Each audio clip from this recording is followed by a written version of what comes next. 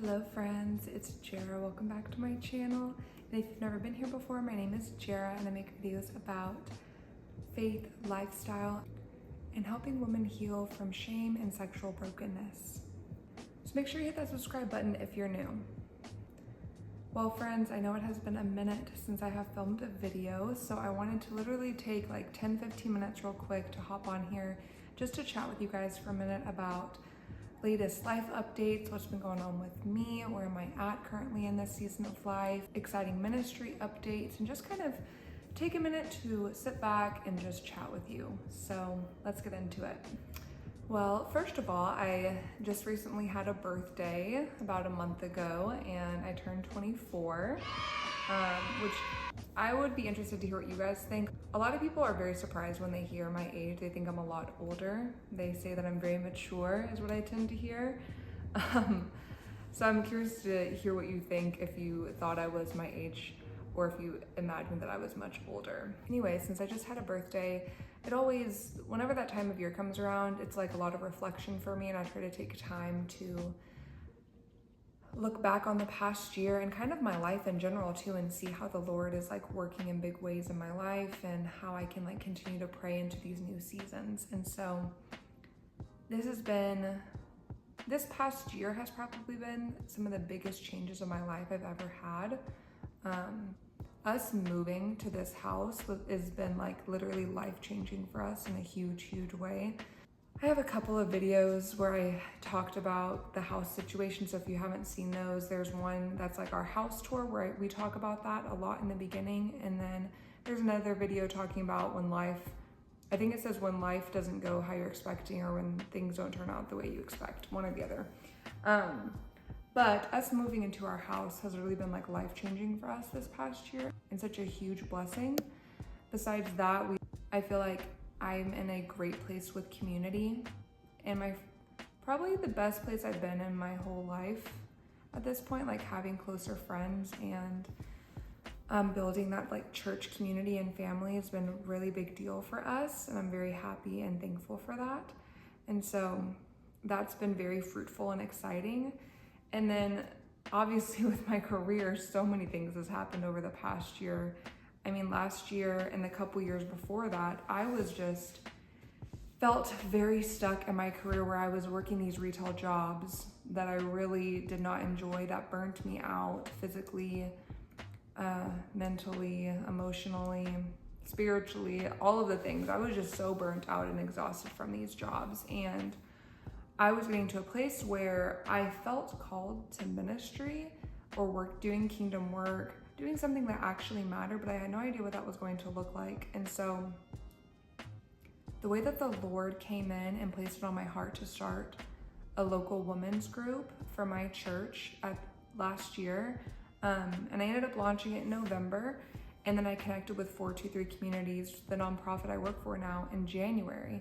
And so the way the Lord like worked that out for me to now be leading a women's program specifically for sexual brokenness, pornography addiction, and things of that nature is literally such a huge God thing.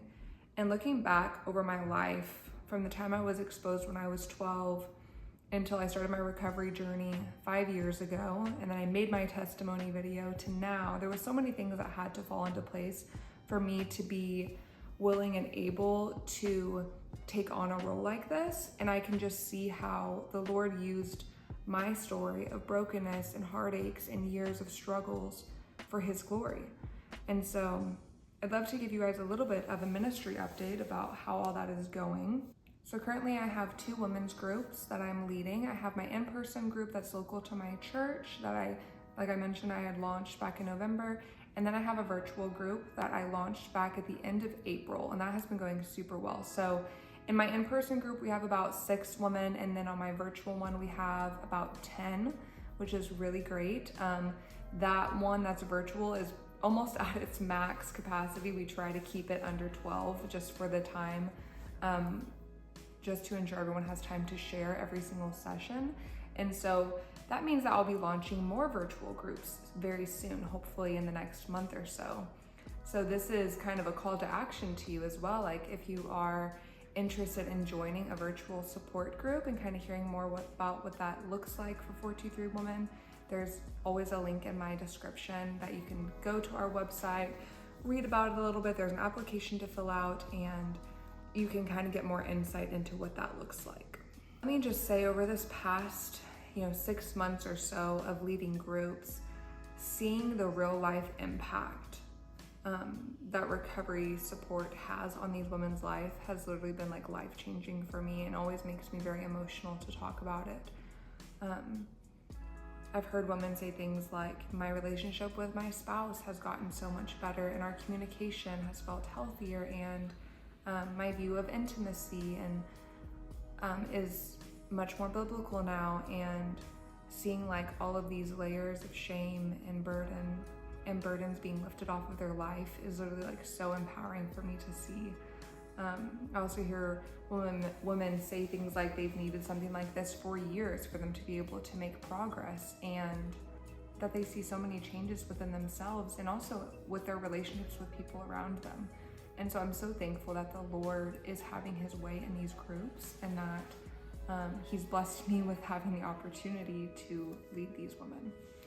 And so that has been amazing. I also have had a lot on my plate where I have had a hard time feeling motivated, or I guess not burnt out from taking the time to make content. And that includes like my socials on Instagram and things like that too. Because when I kind of first started this position, I had a lot of like energy and a lot more time too. Now my plate is a lot more full because there's a lot other things. Like I said, we're trying to grow our groups, and there's a lot of behind the scenes things that go into these programs that I'm the only person that works for 423 Women. I'm the only one leading the actual program itself. We have like group facilitators who run the individual groups, but like I'm leading the entire program by myself.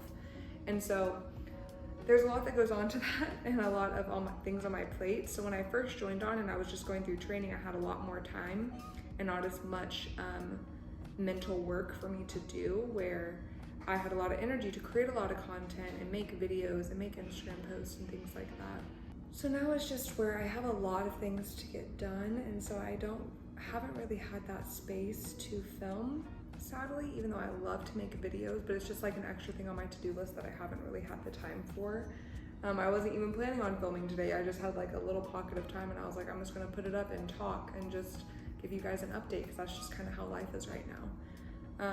But I would definitely appreciate prayers for me in this, because I definitely struggle pretty badly with imposter syndrome, where I don't feel like I'm educated enough. I don't feel like I'm smart enough or mature enough or old enough, or there's just, or an array of the I'm not good enough type of thoughts that I've really been trying to pray through and work through, because I know the Lord has called me to this. I think it's just easy when you are in a specific type of ministry where there's so much content and so many experts on it that it makes you feel like you're never doing enough, or you're never learning enough, and there's always more and more and more to do, and that can kind of feel very tiring, I think.